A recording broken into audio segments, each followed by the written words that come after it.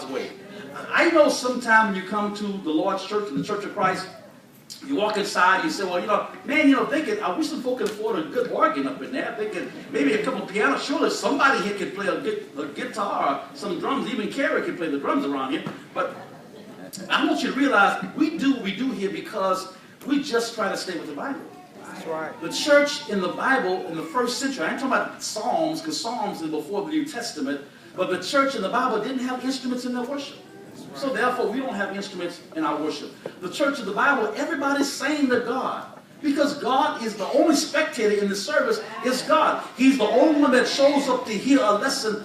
He's the only one that shows up to receive honor and glory and worship from his children. And so he wants to hear every person here sing songs of praise unto him. He's watching your worship to him. And so we structure things based on how the Bible had it structured in the first century. Because if the church in the first century did things a certain kind of way, who had the authority to change that? That's right. So we don't have a mime service or a dance praise dances, simply because in the New Testament church, that was not a part of their worship. So all I want you to realize, our emphasis is making sure our worship is the same like theirs was. Amen.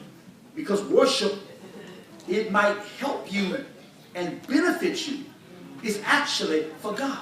That's right. And you got to do it how he wants it, since it's for him. Right.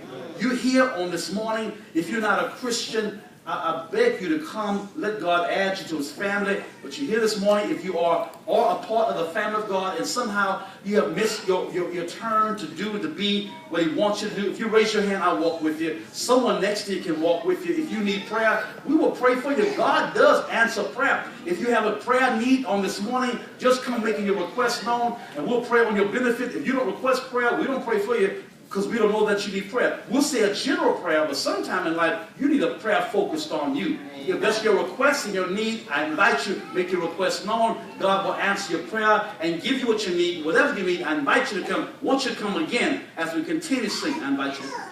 Answer Jesus. Somebody's knocking at your door.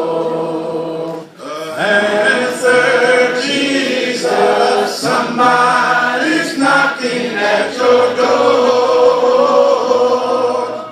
Oh, sinner, why don't you answer? Somebody's knocking at your door. The Lord is knocking right now. Would you come? Would you give him power to bring about a change? Would you come? Somebody's knocking at your door. He already knows your battle and your struggles. Jesus, he knows the challenge that you're facing.